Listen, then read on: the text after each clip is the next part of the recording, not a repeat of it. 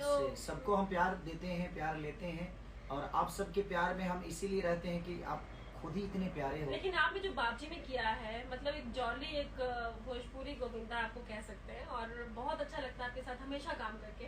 And seriously मैं दिल से, तहे दिल से धन्यवाद देती हूँ आपको। आपसे बहुत कुछ सीखती हूँ, लगता ही नहीं कि मैं अपने सीनियर क्या सीखती है मेरे से? Acting wise, personality wise. Acting तो मैंने कहीं नहीं सीखी। एक्टिंग आपने नहीं सीखी, पर हम आपसे सीख रहे हैं ना। एक्टिंग नहीं, बट एक जो सहज आप कर देते हैं अपने कलाकारों को, दैट्स अ ग्रेट ऑनर। अच्छा, इसका मतलब बाकी कलाकार आपको मैंने सहज महसूस नहीं कराते हैं? नहीं, मतलब हाँ थोड़ा कम है, लेकिन आपके साथ मैं ज्यादा सहज महसूस करती हूँ। देख लीजिए, विवादित हो सकता है। विवादित बिल्कुल नहीं है, और ये मेरा ही कहनाम नहीं है, सबका कहनाम है जो आपके साथ काम करते हैं।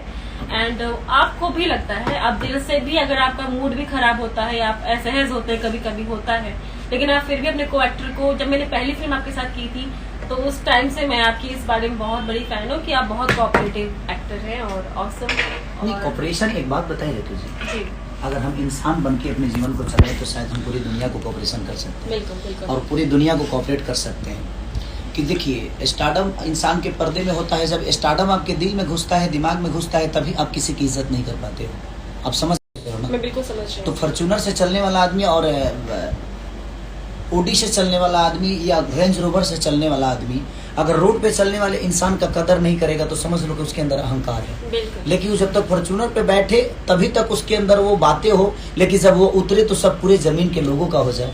हमारी पहचान हमारे काम से है, और हम अपने काम में ईगो रखें तो कोई शायद वो यही बड़प्पन है कि सारी जी का, इसलिए वो यहाँ है और इसलिए चमकता हुआ उनको इसलिए कहा जाता है क्योंकि वो बहुत बेहतर इंसान है और इंसान को इंसान ही समझते हैं।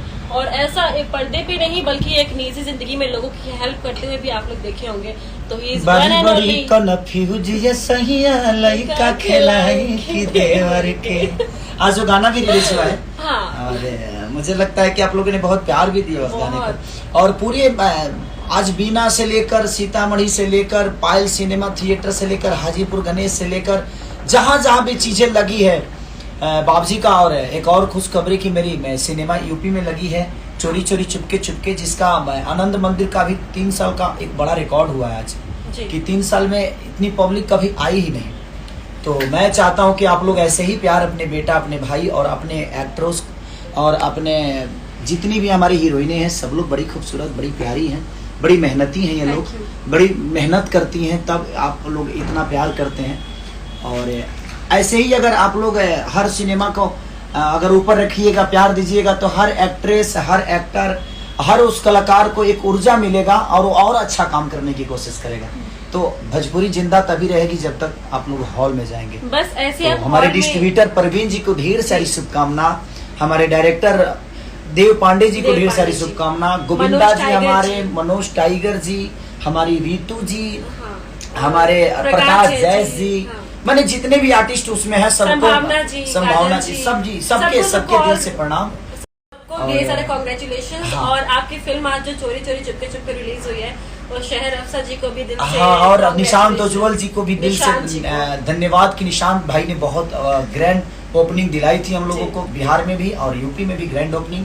तो दिल से आप लोगों ने दिलाया, हम क्या दिलाएंगे, चाहे निशांत क्या दिलाएंगे, हम सब तो आपके बदौलत है। तो जाते जाते बानी बड़ी कन्फ्यूज ये सहिया लइका खिलाई कि आप इतनी मोहब्बत अपने भाई को देते हैं और अपने भोजपुरी समाज की भाषा के लिए करते हैं। तो और मेरा भी इंस्टाग्राम शायद लाइव है,